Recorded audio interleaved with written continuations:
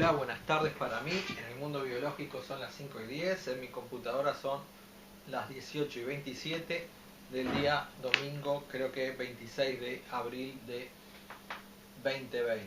Terrible año 2020. Administración y representación de sociedades anónimas. Bueno, ya el nombre nos está advirtiendo de que hay dos funciones, pero pensándolo bien, es un tema de la parte general, no vamos a entrar en él. Dice el artículo 375. La administración de las sociedades anónimas estará a cargo de un administrador, tipo de administración que sucede con frecuencia en las sociedades de menores dimensiones, o de un directorio. Entonces, ¿qué tipo de administración no se prevé en una sociedad anónima cerrada? La forma de administración donde hay varios administradores actuando conjunta o indistintamente. O sea, la forma de administración puede ser o bien un solo administrador o bien un directorio.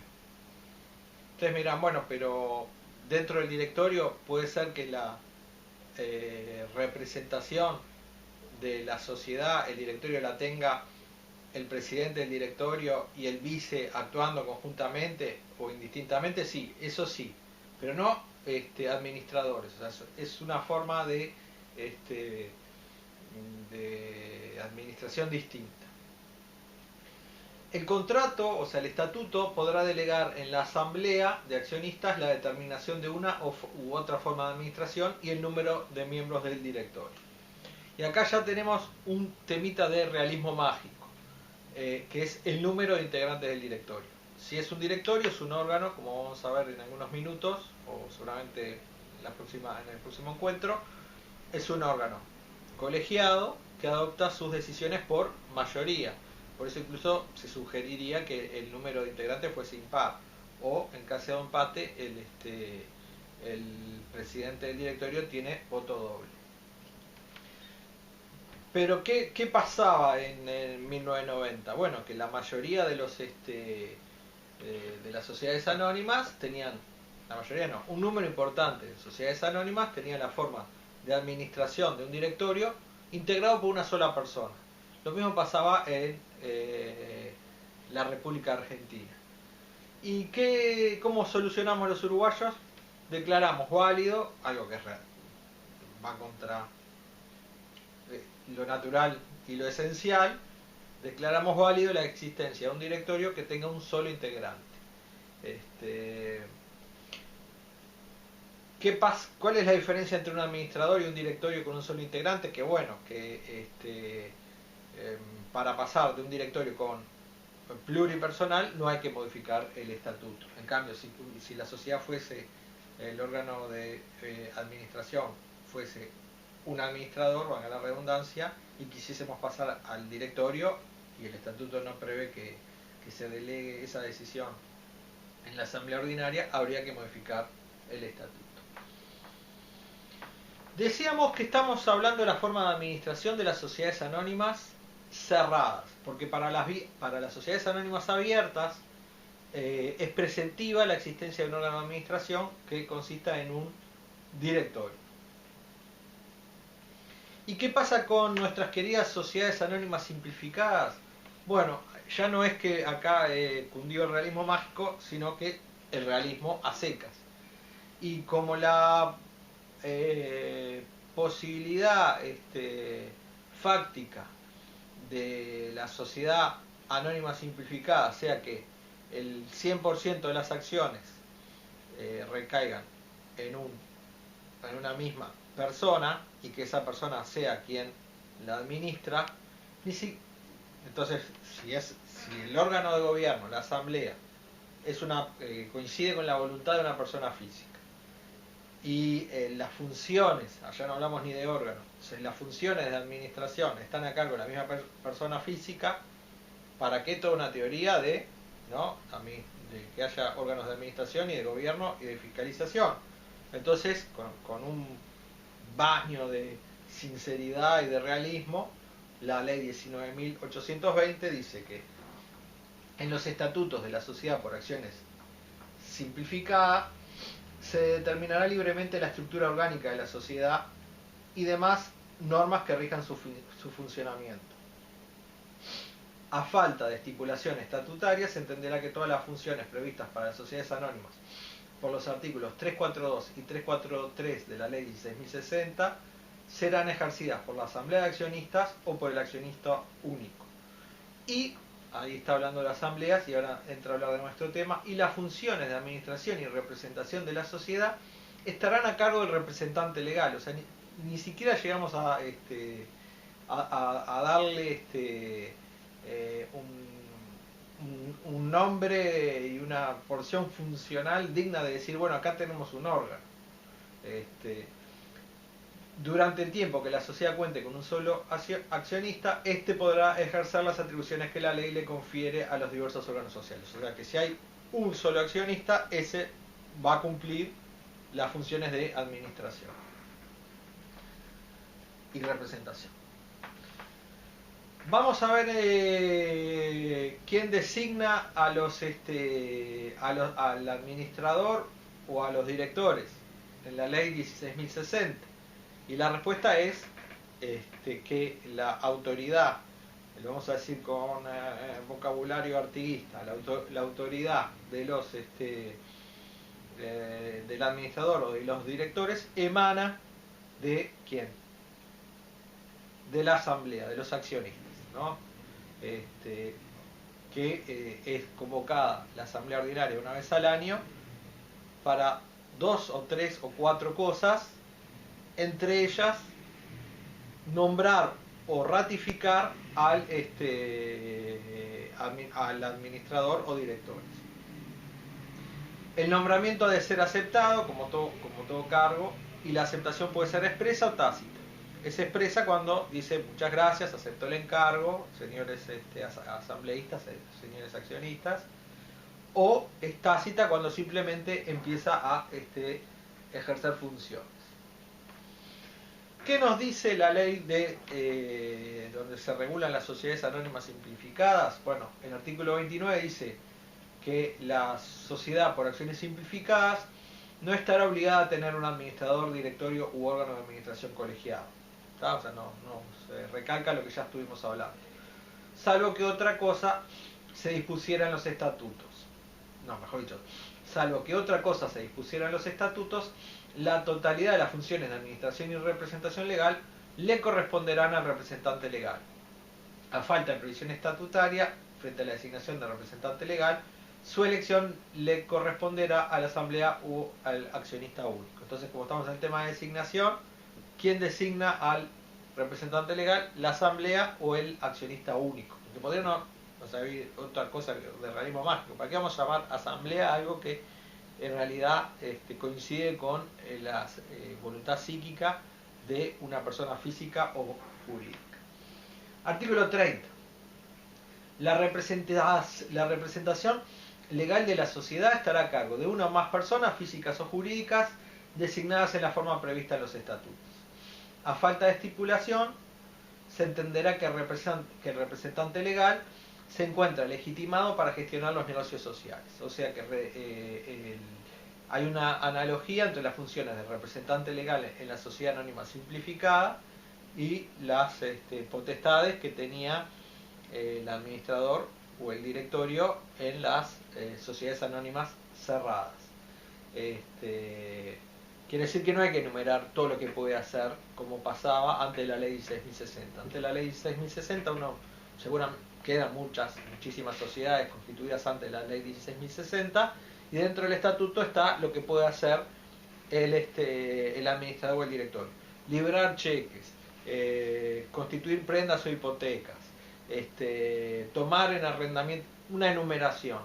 Esa enumeración no se precisa porque está entendida, implícita en la ley, en el artículo 79 de la ley 16.060 y en el artículo 30 de la ley que regula las sociedades anónimas simplificadas. Entonces decíamos que se encuentra legitimado para gestionar los negocios sociales, celebrar y ejecutar todos los actos y contratos que no sean notoriamente extraños al objeto social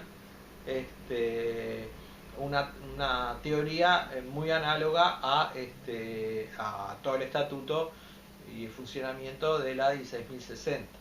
Pero acá el principio general es que posiblemente el representante sea la misma persona que el único accionista. Entonces la circunstancia de los efectos de inoponibilidad del acto son casi imposibles.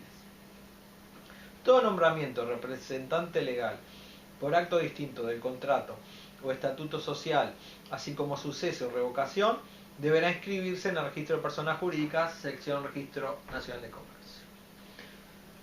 Volvemos a la 16.060. Vacancia. ¿Qué estamos hablando de vacancia? De vacante, bueno, de que bueno, hay designada una persona física y le acontece alguna de las cosas que que puede pasar con una persona física, que renuncien, que se enfermen, que fallezcan.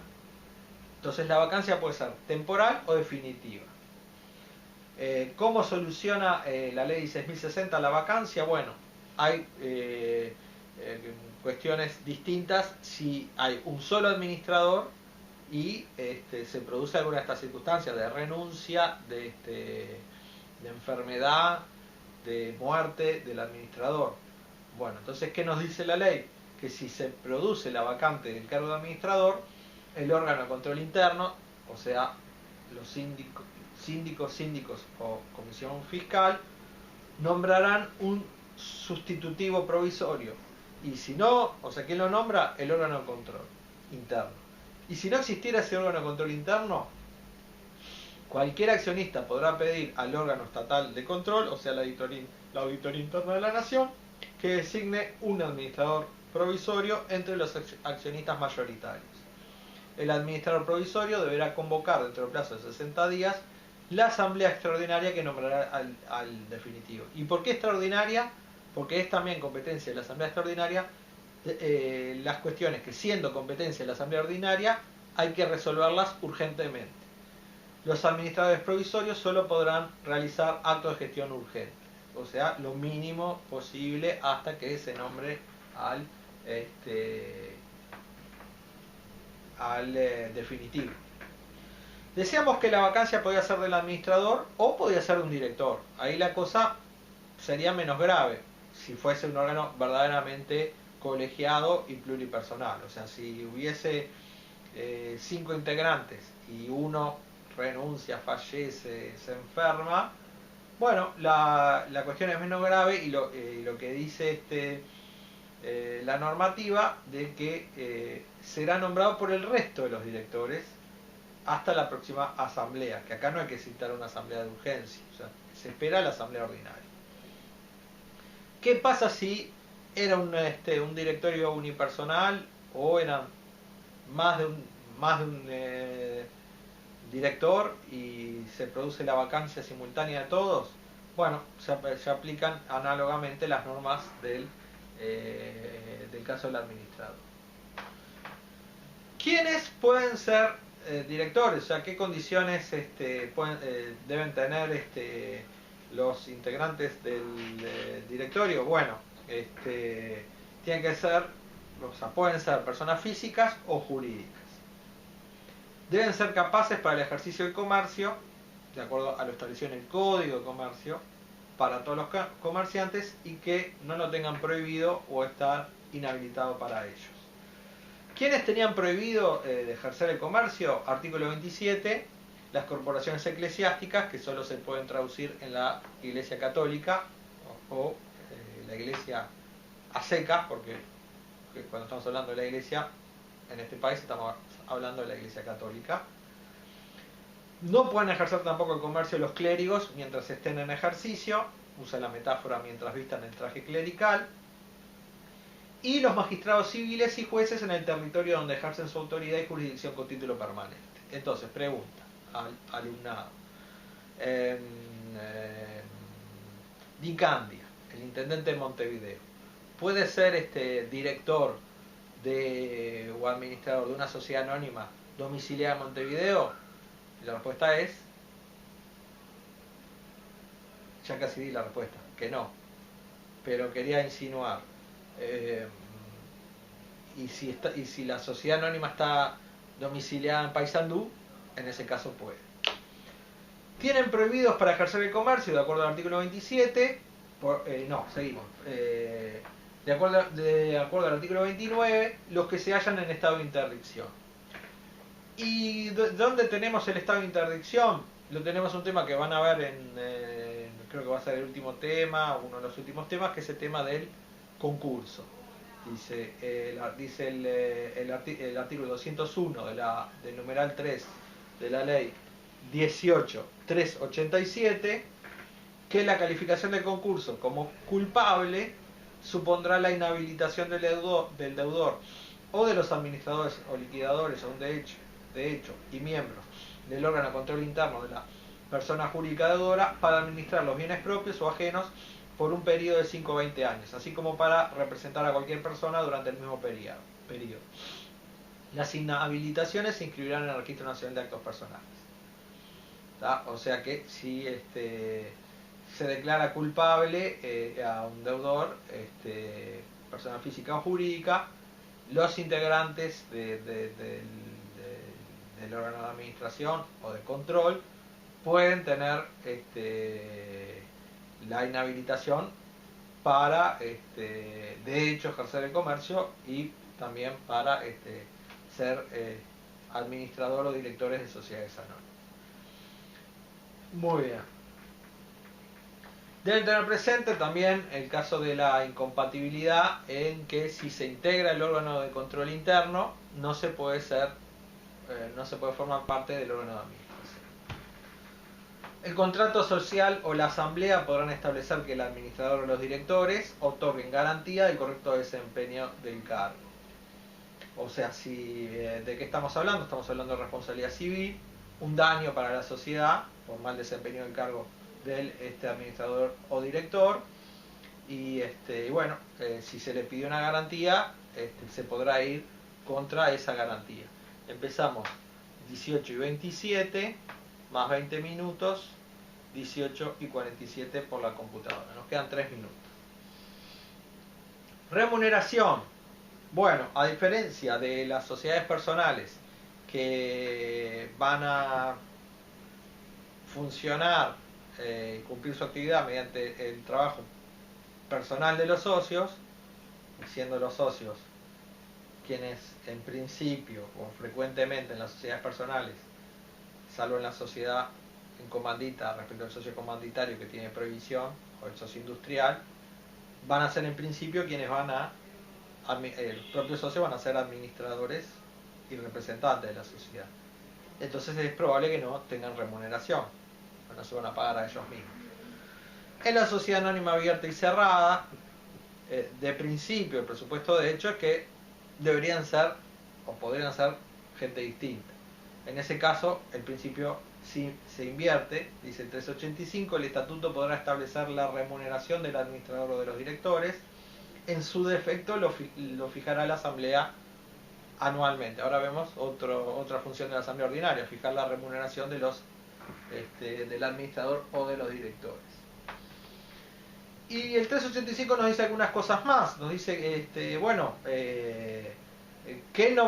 no es legal, qué no es posible, en qué no hay autonomía de la voluntad, si a la hora de compensar al administrador o los directores? O sea, sueldo no tiene problema. El sueldo, libertad de contratación, lo que se fije. Pero ¿qué pasa si la remuneración del administrador o los directores son una parte de las ganancias o las utilidades? Bueno, ahí el 385 pone topes a la libertad. Dice, bueno, en total todos, obvio, en total, el todos está de más, en total los integrantes del directorio, si son más de uno, no pueden pasar, no pueden hacerse acreedores a más del 10% de las ganancias si simplemente cumplen funciones de directores. Si además son gerentes o están en alguna área laboral, diaria, la ley usa la expresión funciones técnico-administrativas, no pueden pasar todos ellos del 25% de las ganancias. Y además nos dice otra cosa, que si en el ejercicio que no se distribuyan dividendos a los accionistas, esta remuneración no puede pasar del 5%.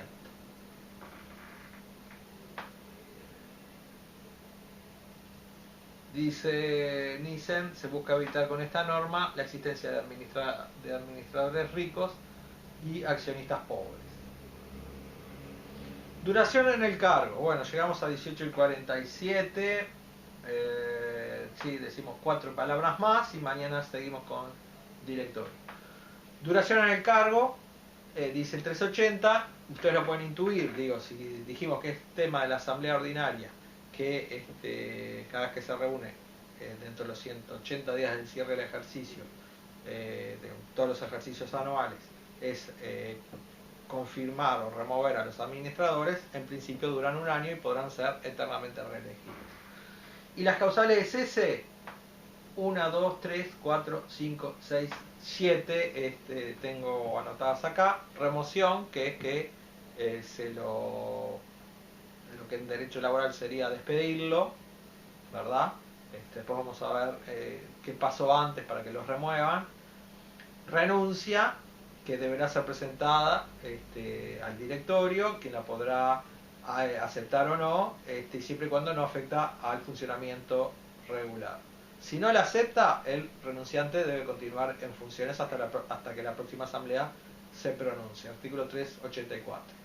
Dicha norma se aplica también para el administrador. Otra causal de cese, incompatibilidad o inhabilidad. Incompatibilidad la vimos, lo nombran integrante del órgano de control interno, bueno, no puede ser administrador. Inhabilidad sobreviniente, hablamos de una que es la inhabilitación del administrador o de los directores de una sociedad, una persona jurídica ya culpable de un concurso, pero también es una pena accesoria en el caso del derecho penal, generalmente los delitos económicos de estafa que les prohíben ser directores, ejercer comercio por un lapso de tiempo. La muerte, la disolución de la sociedad, la intervención judicial, o el fin del término para el cual fue designado. Bueno, seguimos mañana o la clase que viene o lo que sea con otra forma, o sea, una forma específica de administración que es el directorio. Gracias.